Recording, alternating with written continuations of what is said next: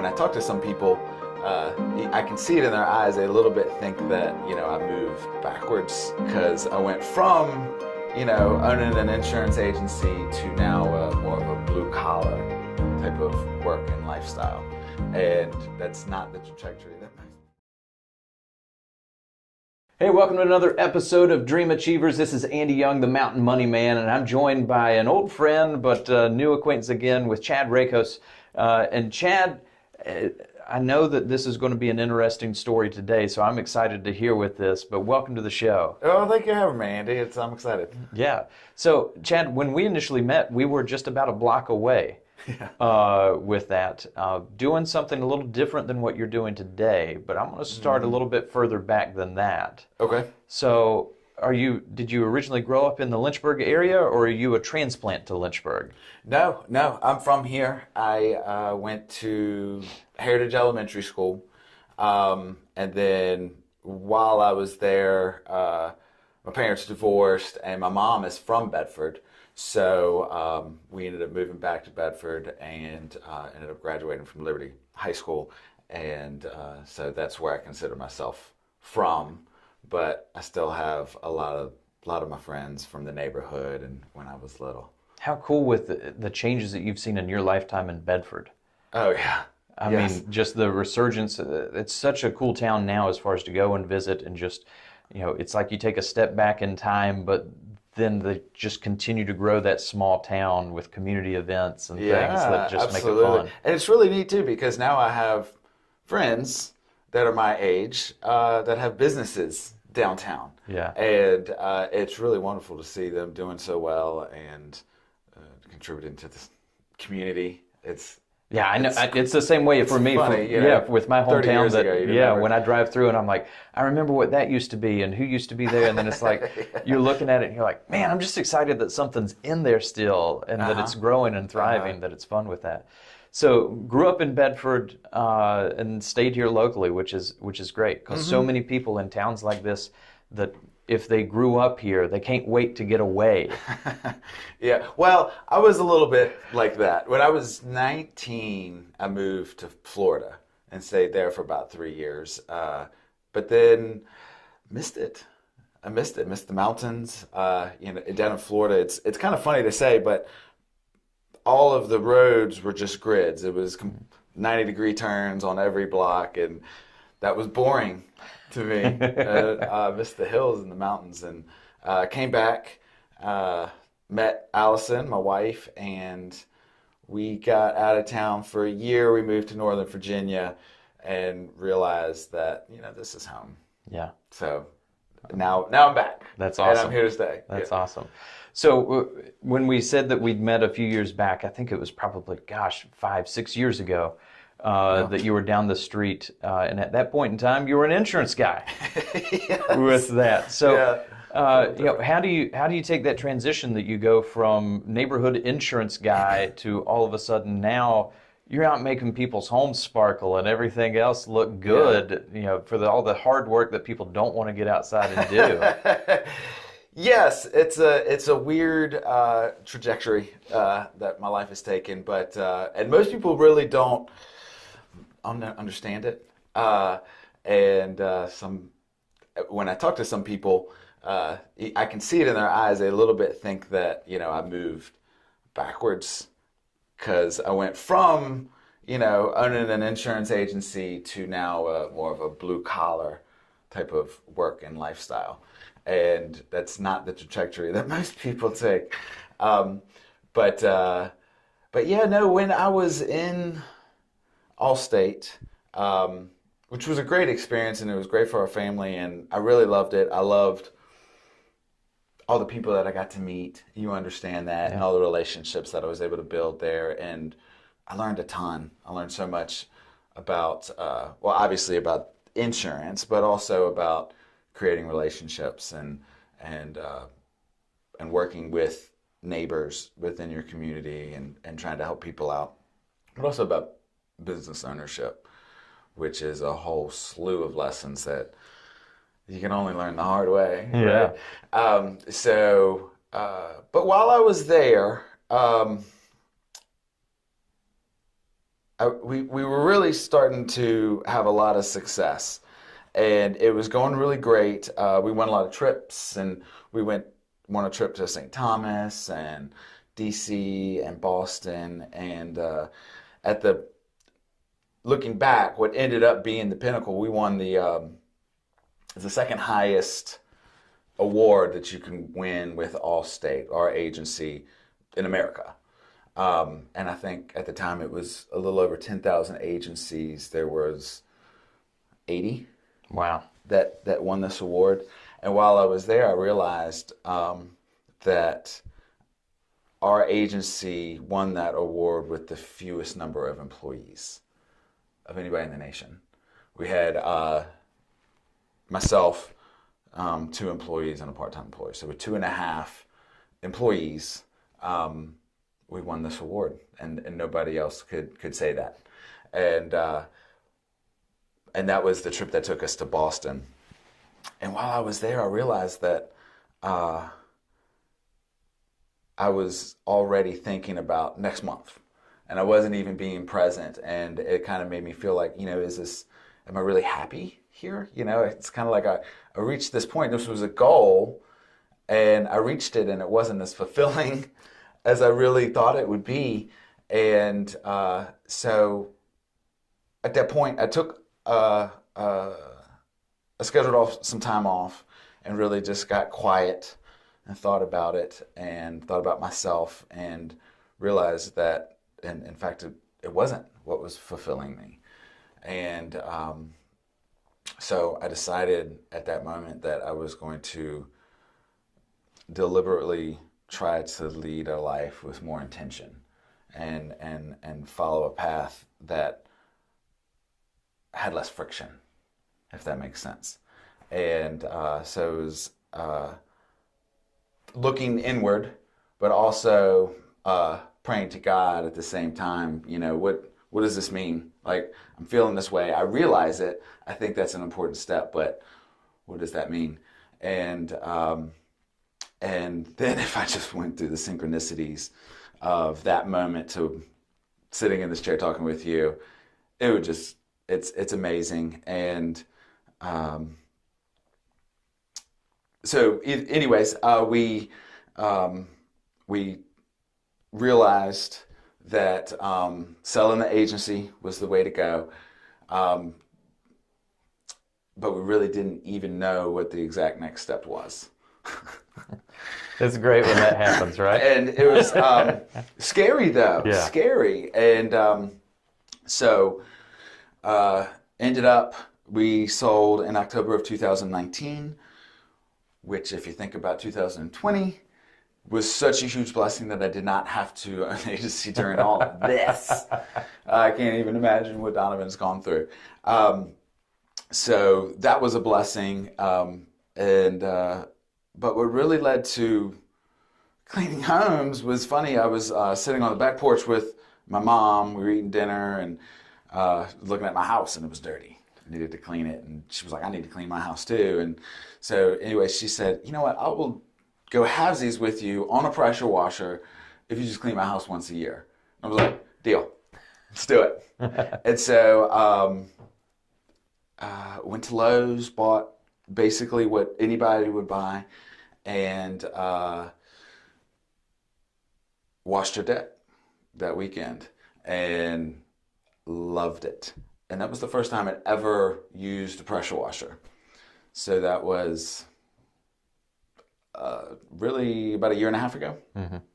And just loved it. Loved it. And then carved out time to clean my house. And my house was a little bit trickier though, because it was, on the back side, it's 2.5 stories up. I had to get to the high places. So I started researching and realizing all these tools and tricks that you can get. And just really getting into the equipment and the technology and the processes of this, and just loved it.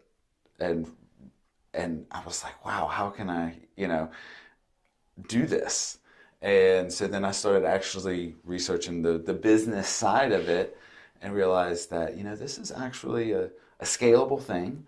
And I would have the freedom and the obstacles as a business owner again, which I ended up longing for, much to my surprise. I did not think I wanted to own another business, but when I found this, I thought, well, maybe I really can. And so then I contacted my neighbors and I said, I want to wash your house. And they said, you want to what? I said, I want to wash your house. And I was like, I'll do it for free. I just want to do it. I think I really like this. Let me do it for you. And they ended up not letting me do it for free. But they got a good deal on it. And I just really still loved it and did a post. This all began with one Facebook post. And people started contacting me. Say, clean my house. And I was like, okay. And so I still had a job that I had begun. And so I was doing that, ended up doing it almost every afternoon on the weekends. But I was not worn out. I was energized from this. And then COVID happened. Everything started to change for everybody. And during this time, though, I was loving it, and I was actually spending about half as much time as I was at my full-time job and making about the same amount. And it was a decent job, too. So, which really makes you think, is it time to just make this move? And so really started prayerfully considering both me and Allison, and the synchronicities that he laid before me were just undeniable. Almost like smacking me in the face.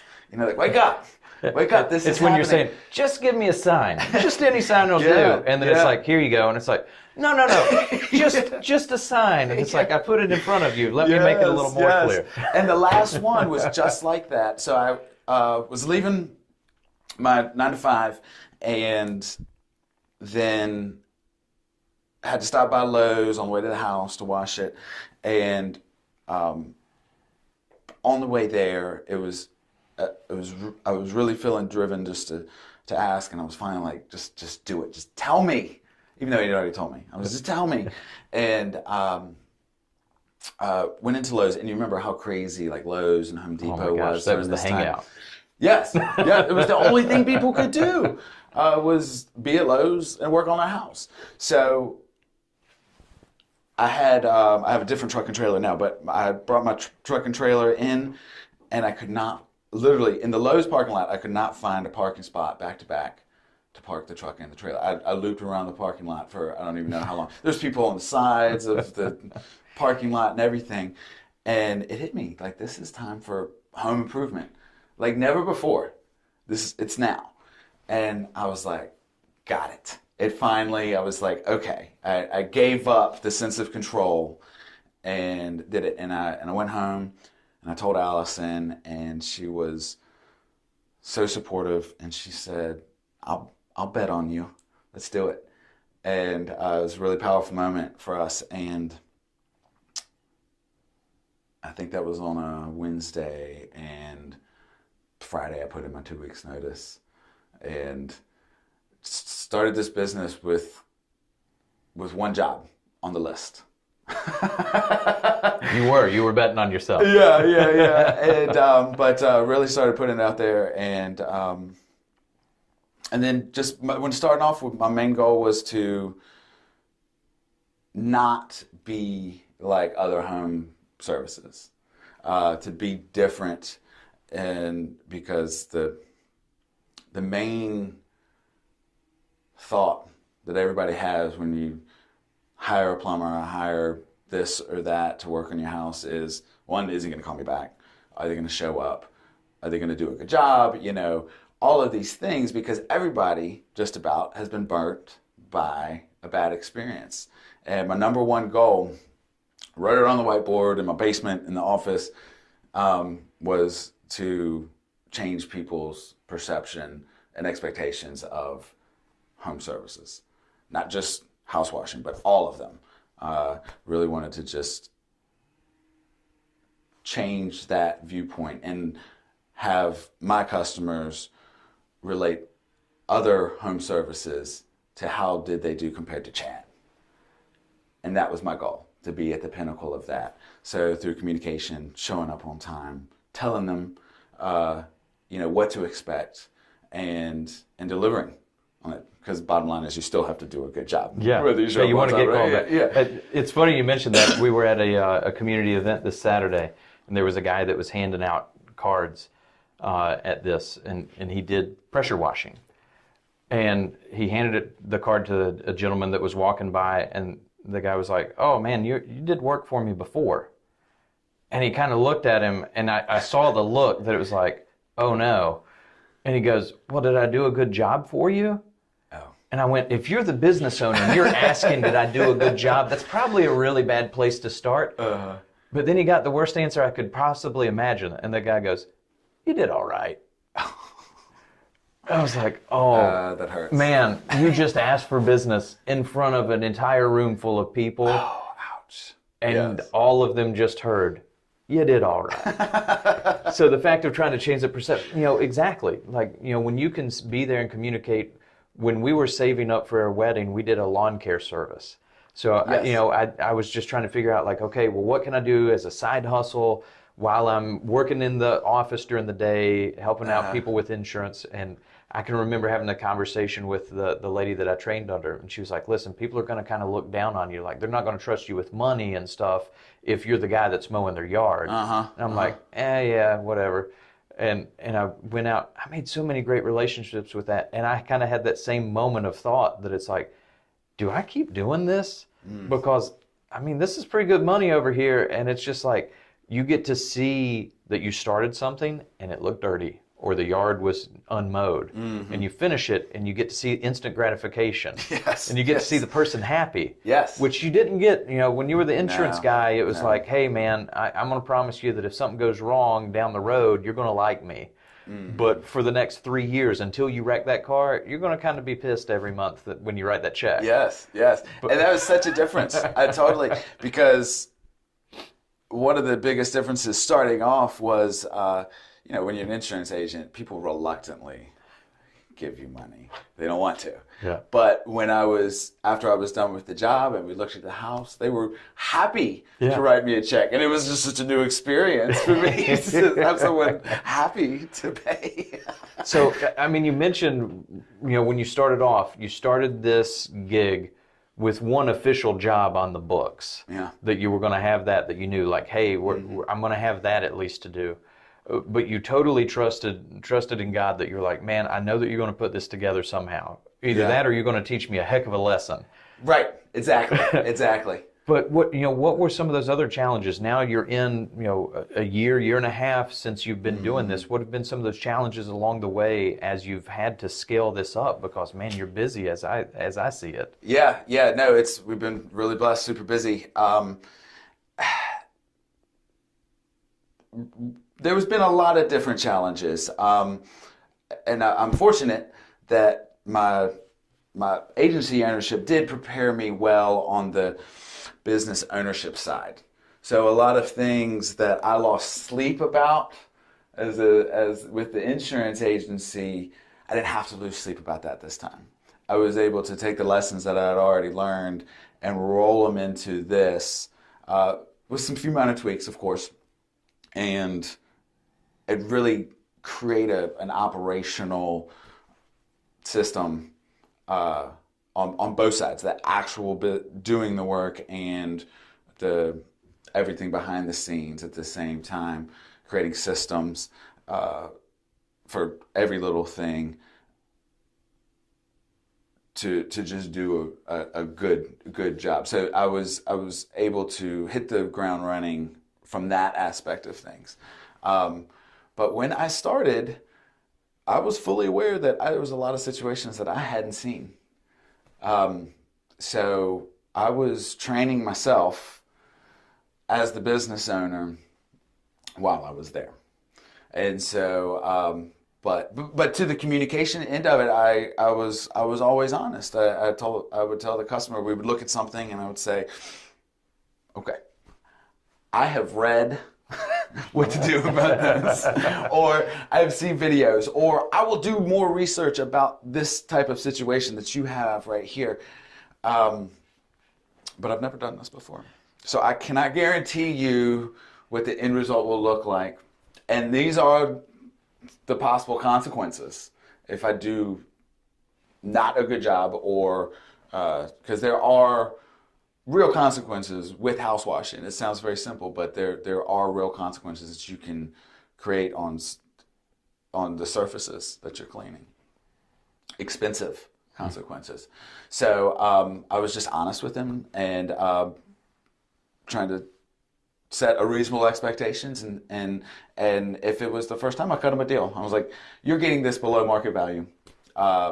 If I can earn your trust to do this, and this is how I'm going to negate as much of a possibility of these negative consequences as I can, then I will do this for you." And I think all except for one time, they said, "Yes, do this." And so those were learning experiences for me on the fly. So I was having to, while I was trying to keep up the communication with everybody, follow up appropriately, do my quotes, run the business side of things, and actually clean the houses, I was also having to research how to do things. So time management was was tough, because I also have the family that was one of the main reasons to do this, is to have the freedom, to have the time to be with them, and still create this thing, this business. And so that was a huge challenge, is just self-training. But then, also when to make the leaps of investments on things. Was not planning on buying a new truck when I did, but that was, I broke down and had to cancel my jobs for the day, because I realized that actually the truck is one of my most important tools. I need to get there. And it was a reliable vehicle, but not a reliable truck to pull weight, water, things of that nature. It just wasn't able to handle that load. So I had to buy a new vehicle a lot sooner than I planned on. And then just the typical equipment, because it is, it can be expensive. You can spend as much money as you want on equipment. Yeah. Kind of like anything. And so the planning of income and when to make those investments at the right time was tricky. It was tricky. And I made some mistakes, but I did okay. So Chad, I normally ask as far as what's the impact that you want to be remembered for making in the community, but I think I already know the answer. I think that the impact that I keep hearing you say over and over again is you love the impact of being able to get home and be present and just be dad. Yeah. Absolutely. Definitely want to set my children up to be resilient in life, overcome the obstacles, and still go after what they love, and try to give them good memories while I'm here. Absolutely. Yeah. Of course. So if somebody's out there right now, they're watching this, they're listening to this, and they say, you know what? I've been staring at that, and it's kind of moldy out there. It's kind of looking a little rough. Mm-hmm. Mm-hmm. Where can people get in touch with you or follow along so that down the road when they do need that service that they know how to reach out to you? Sure, yeah. You can go to my website would be a good starting point. It's rakosclean.com. So it's my last name, Rakos clean.com. And hopefully by the time you hear that will be revamped. Because right now it's very simple, but I wanted that to show that I am a viable business. But now it's time to move that forward as the business has grown. There's also my Facebook page, or you can call anytime. All right. Well, guys, we're going to share down below in the show notes. If you're on your favorite podcast platform, you'll see that. If you're on YouTube, it'll be down below so that you can see the links to be able to follow up with Chad. If you need your house cleaned, or heck, if you just want to see, if you're one of those people that just enjoys watching the jobs, it's just like, here's the before, here's the after, just click the button to see it clean. You know, that's you're going to have that gratification of being able to see that. But Chad, man, I appreciate you taking your time to be able to share your story with everybody Yeah, today. thank you. And I look forward to continuing to see the blessings and the progress that your business has in the community. Wonderful. Well, Thank you, until Andy. we catch you down the road, this is Andy Young, the Mountain Money Man, signing off. Until next time.